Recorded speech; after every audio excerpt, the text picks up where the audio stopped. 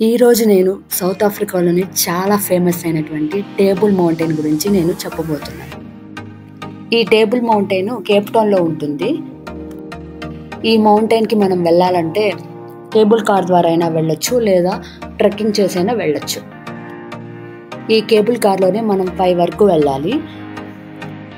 ఈ కేబుల్ కార్లో మౌంటైన్ పైకి వెళ్ళి మళ్ళీ కిందకి రావడానికి 490 rands తీసుకున్నారు. పిల్లలకైతే 245 rands అవుతుందండి. ఇక్కడ మనీ అంతా ర్యాండ్స్లోనే ఉంటుంది. ఒక ర్యాండ్ అంటే 4 రూపీస్తో సమానం. ఈ టేబుల్ మౌంటైన్ సీ లెవెల్ నుంచి 1200 feet హైట్లో ఉంటుంది. ఈ కేబుల్ కార్లో మేము ఇప్పుడు టేబుల్ మౌంటైన్ పైకి వచ్చాము. ఇక్కడ చూడండి, వరల్డ్ మ్యాప్లో ఆఫ్రికా షేప్ ఎలా అయితే ఉంటుందో అంటే ఆ టిప్ షేప్ క్లియర్గా కనపడుతుంది. ఈ టేబుల్ మౌంటైన్ చాలా పెద్దదండి. మనం నడవాలే కానీ ఈ టేబుల్ మౌంటైన్ అంతా తిరిగి చూడడానికి 1 day పడుతుంది. ఇదంతా అట్లాంటిక్ ఓషన్. ఇంత హైట్ ఉండే మౌంటైన్స్కి నేను ఎప్పుడు వెళ్ళలేదండి, ఇదే ఫస్ట్ టైం. పిల్లలతో ఈ మౌంటైన్కి వెళ్ళినప్పుడు చాలా జాగ్రత్తగా ఉండాలండి. ఈ మౌంటైన్ కార్నర్స్లో కొన్ని దగ్గరలో మాత్రమే సపోర్టింగ్ వాల్ ఉంటుంది, కొన్ని దగ్గరలో ఉండదు. కాబట్టి మీ పిల్లలతో వెళ్ళినప్పుడు కొంచెం జాగ్రత్తగా ఉండండి. ఇక్కడ నుంచి విజువల్స్ చాలా బాగుంటాయండి. ఆ విజువల్స్ ఇప్పుడు చూసేయండి.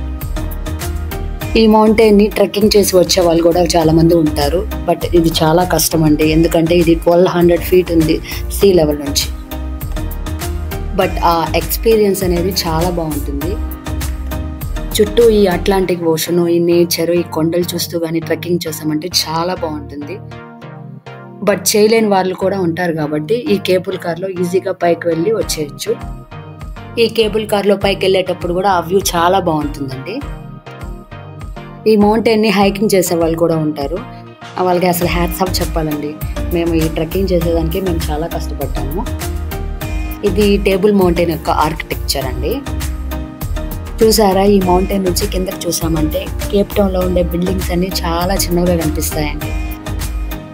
ఇక్కడ షాప్స్ కూడా ఉంటాయి. బట్టలు, టాయ్స్, ఫ్యాన్సీ ఐటమ్స్ అన్ని రకాలు ఉంటాయి. ఇలాగే సౌత్ ఆఫ్రికాలోని బెస్ట్ ప్లేసెస్ గురించి మీరు తెలుసుకోవాలంటే నా ఛానల్కు సబ్స్క్రైబ్ అవ్వండి. ఈ వీడియో మీకు నచ్చినట్లయితే లైక్ చేయండి, షేర్ చేయండి.